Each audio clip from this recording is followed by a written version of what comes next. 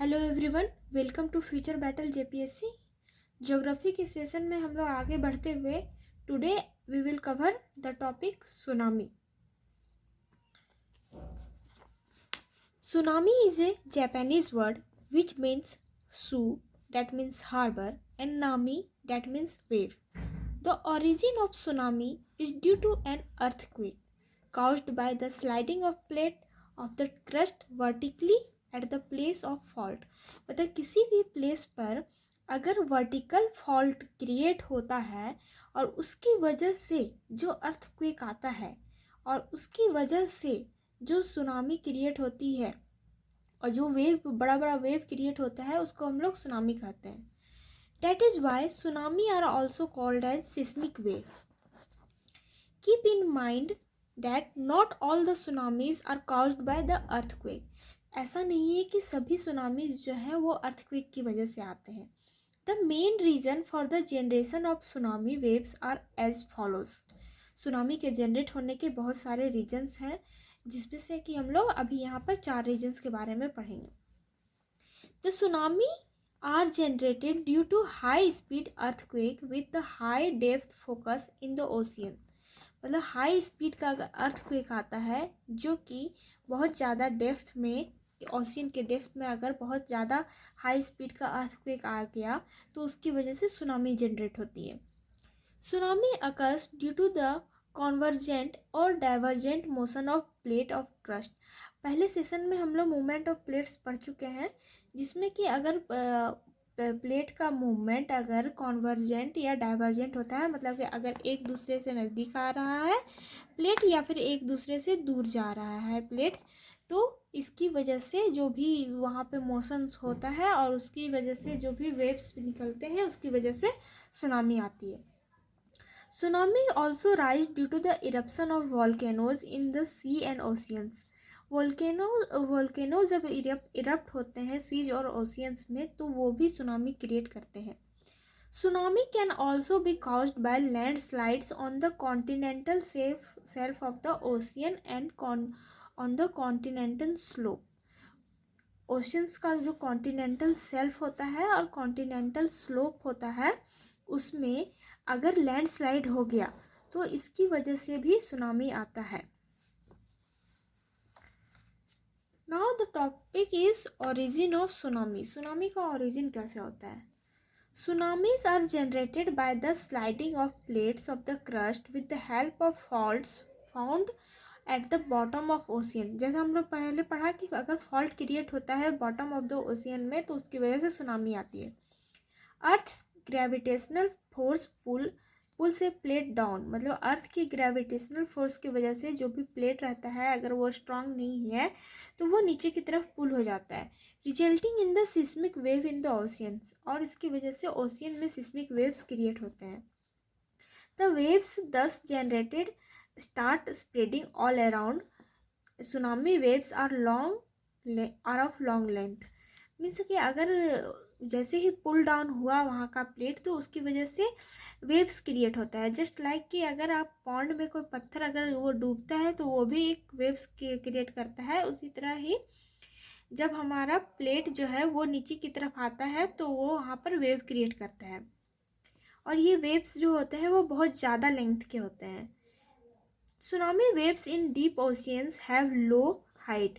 जो उनकी जो हाइट होती है वेव्स की वो बहुत कम होती है. But when this waves reach near the shallow source. और लेकिन वो जब डीप ओशियंस में वो बहुत कम हाइट के होते हैं लेकिन जैसे जैसे वो किनारे पर आते रहते हैं देयर हाइट इंक्रीजेज ग्रेटली. और उनका हाइट जो है बहुत ज़्यादा इंक्रीज हो जाता है. The speed of these waves become relatively weak near the source and their height increases to 15 to 20 meters in the less deep seas. मतलब कि यहाँ कहने का मतलब इसका है कि जब हमारा जो वेव्स रहता है सिस्मिक वेव्स जो क्रिएट हुआ है ओशियन में वो धीरे धीरे जब सोर्स की तरफ वो बढ़ता है तो उसका वेव की जो हाइट है वो डिक्रीज हो जाती है.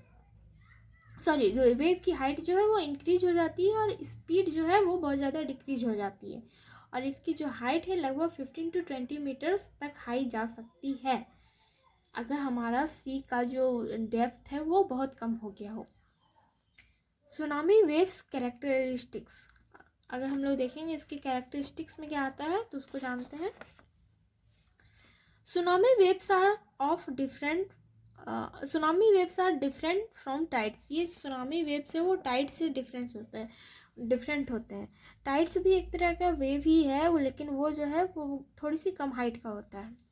Once tsunami waves are generated, their height, ratio of wavelength and the height is very small. जब वहाँ पे सुनामी जनरेट होता है तब जो हाइट और लेंथ की जो रेशियो है, हाइट और लेंथ की जो रेशियो है वो बहुत कम होती है। Waves of the low height are not even experienced in the deep sea. और जहाँ पे ये अगर लो हाइट का हुआ, वहाँ पे जहाँ पे ये ओरिजिनेट हुआ, तो वहाँ पे के जो अगर वहाँ पे कोई प्रेजेंट भी है जहाँ से ओरिजिनेट हुआ है तो वहाँ के लोगों को पता नहीं चलता है कि सुनामी यहाँ से जनरेट हुई है, लेकिन इसका पता हमें आधे एक घंटे बाद चलता है जब वो वेव्स जो है वो सोर्स के नज़दीक पहुँच जाते हैं। Secondly, since the waves are very long and the wave rises about 15 to 20 minutes, so even the sailors running the ship are not able to feel them. ये मैंने पहले जो भी बताया। In this way, if the tsunami waves comes after 15 to 20 minutes in the deep sea and its height is so less, then the sailors of the ship cannot feel it and understand that the waves in the oceans keep rising due to the permanent winds. But as the tsunami waves move towards the sea coast, due to the low depth of the ocean, the period of rise of the waves remains same. जैसे जैसे हमारा ocean का depth कम होता रहता है, लेकिन जो period of the wave है वो सेम रहता है कि डेप्थ कम हो रहा है ओशन का, लेकिन जो वेव का जो पीरियड है वो इक्वल है। तो इसकी वजह से क्या होता है कि स्पीड जो है वेव का वो घट जाता है, and due to which the height of wave increases, और वेव का जो हाइट है वो इंक्रीज हो जाता है। In the closed sea or creeks, the height of these waves reaches up to 30 meters to or 100 feet. जहाँ पे जो सैलो अगर सी है, क्लोज्ड सी है, क्रीक है, तो उस जगह पर जो वेव का जो हाइट है वो 30 मीटर्स टू 100 फीट भी जा सकता है। As a result, the coastal parts of the ocean and cities, rural settlements, etc. get submerged. और इसी की वजह से जो है जो कोस्टल पार्ट के जो रीजन्स होते हैं ओशियंस के, सिटीज़ के, रूरल इस्टेब्लिशमेंट, वो जो है जब सुनामी आती है तो वो सबमर्ज्ड हो जाते हैं। Tsunami warning.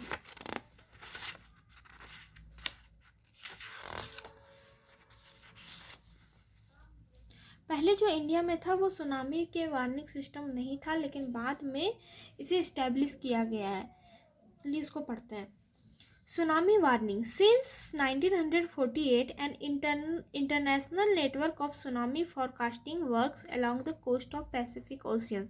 1948 से पैसिफिक ओशियंस के किनारे में सुनामी फॉरकास्टिंग वर्क कर रही है। ये एक इंटरनेशनल नेटवर्क है। After the forecasting of tsunami, it is necessary to inform the countries that are likely to have rapid impact because the wave of tsunami move at the high speed.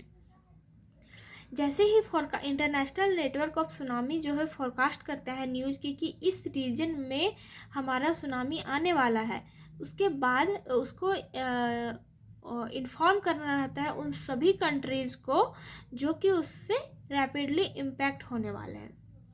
Tsunami warning system in India. Tsunami warning system has been set up in India. अभी जो फ़िलहाल में present condition है कि यहाँ पे India में tsunami warning system exist करता है, बट कब से इसका स्टार्ट हुआ है? After 2001 Bhuj earthquake, the government of India had taken some steps which were not sufficient. मतलब कि भूज अर्थक्वेक के बाद जो है गवर्नमेंट ऑफ इंडिया ने कुछ स्टेप्स लिए थे, बट वो सफिशिएंट नहीं था। In the view of terrifying nature of subsequent tsunami resulting from the 26 December 2004 earthquake and the huge loss of life and property, a tsunami warning system was established in Hyderabad, Andhra Pradesh on 2017। लेकिन जब 2004 में 26 दिसंबर 2004 में हमारा earthquake आया और उसके बाद जो सुनामी क्रिएट हुई और जो लाइफ एंड प्रॉपर्टी का लॉस हुआ, उसकी वजह से सुनामी वार्निंग सिस्टम को इंडिया में इस्टेब्लिश किया गया। और ये कहाँ पर है? तो ये हैदराबाद आंध्र प्रदेश में है, जो कि अक्टूबर 2007 में इस्टेब्लिश किया गया है। The system is capable of giving information about the arrival time, altitude at the 1800 coastal forecast point in India and Indian Ocean Rim Association countries in 10 minutes. और ये जो है जो सिस्टम है, जब भी सुनामी आने वाली रहती है तो उसको इन्फॉर्मेशन प्रोवाइड करता है, और ये उन सभी देशों को प्रोवाइड करता है जो इंडियन ओशियन रिम एसोसिएशन में आती है, और ये विद इन 10 मिनट्स उसे इन्फॉर्मेशन प्रोवाइड करता है।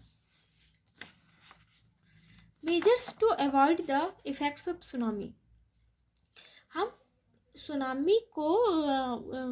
सुनामी के इफेक्ट्स को काउंटर करने के लिए इसे 2 फेज में बांट सकते हैं। That is first phase is pre tsunami phase and second phase is post tsunami phase.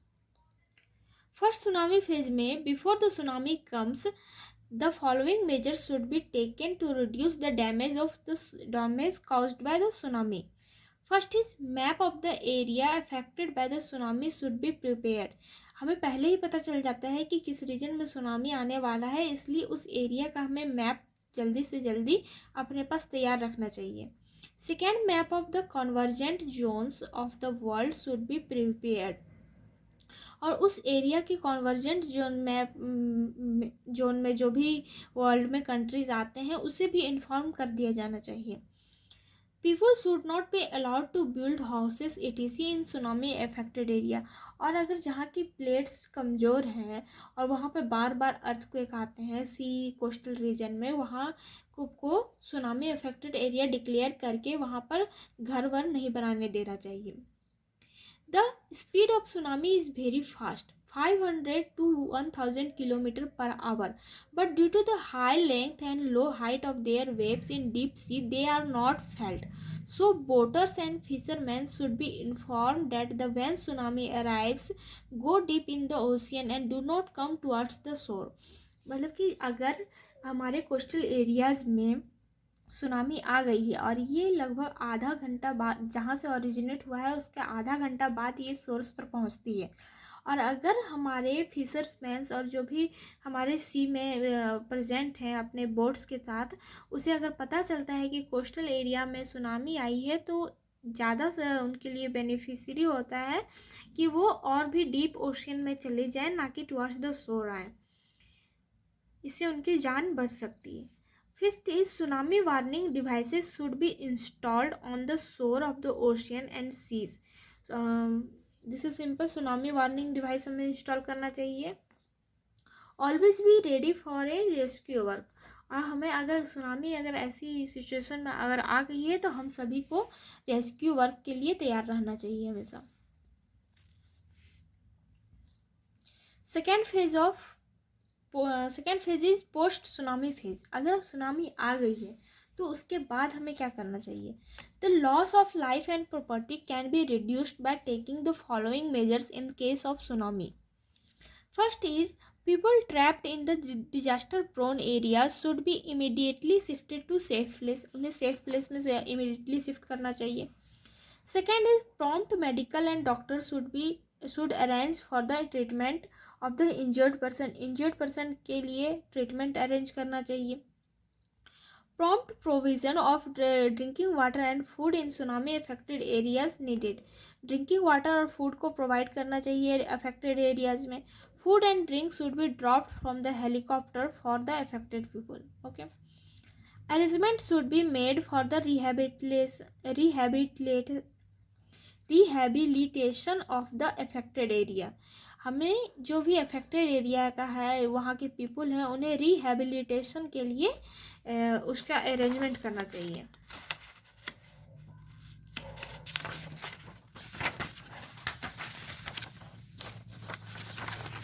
Fifth Fourth step is do not go to tsunami affected area unless there is a compulsion, as your presence may hamper the rescue operation.